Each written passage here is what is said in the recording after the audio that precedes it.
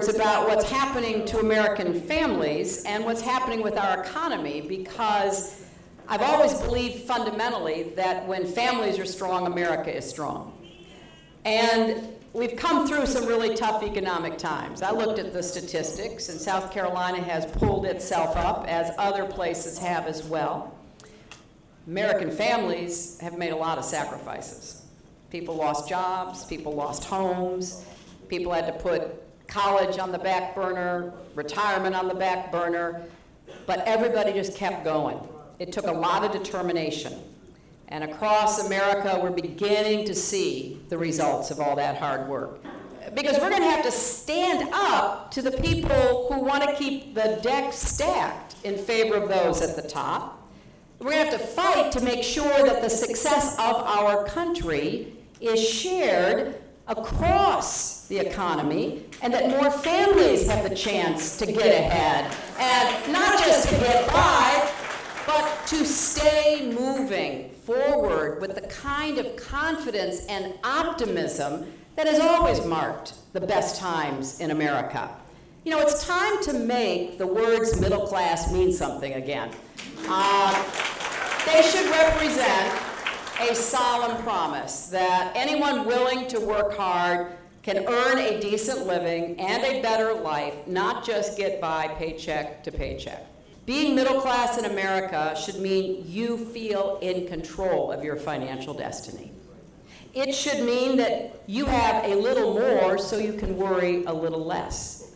It should mean that you can invest in your future and the future of your children, putting aside some for education, putting aside some for retirement. You should be able to go to sleep at night knowing that everything you've worked for won't be lost in a flash because of decisions that are made or failed to be made in Washington. And so therefore,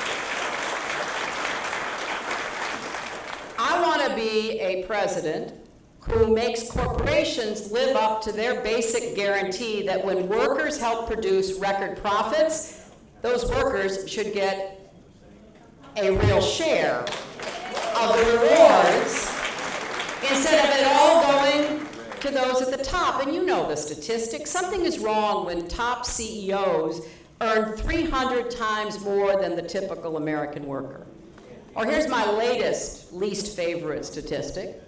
The 25 biggest hedge fund managers earn more than all the kindergarten teachers in America combined. What does that say about our values? Too many women still earn less than men on the job. And women of color often make even less. And then there's the so-called motherhood penalty, with many women taking a pay cut when they have children. Now, all this lost money adds up. For many families, we're talking about thousands of dollars every year. That's money that could go for rent or groceries or a new car or into the college fund. Now, we could fix this if Republicans would get on board. We, in fact, could fix this today, but they won't. In fact, one Republican candidate for president dismissed equal pay as a, quote, bogus issue.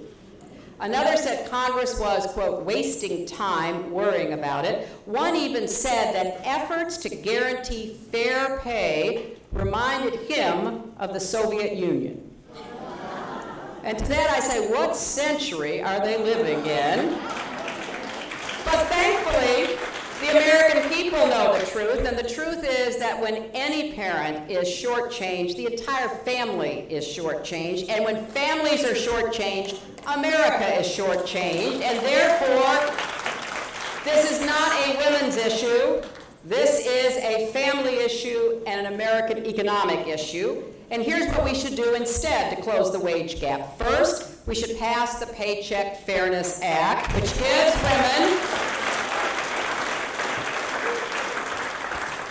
women the legal tools we need to fight discrimination at work. I introduced this legislation back in the Senate in 2005, and I kept sponsoring it again and again. Well, it's time to get this done once and for all. Second, We should promote pay transparency across our economy to ensure women have the information they need to negotiate fairly. You can't stand up for equal pay if you don't know whether you're paid equally. You remember the Lilly Ledbetter case. She didn't know for the longest that she wasn't being paid the same as her male coworkers doing the same jobs. Postings for new jobs or promotions should come with salary ranges. Large companies should report on how fairly or not they are compensating workers, male and female. And we should applaud those businesses and communities that are leading the way with best practices and real accountability. I think transparency when it comes to pay is our friend. The more we can bring it out from under the table to put it on top, the more information we can have to advocate for ourselves and advocate for each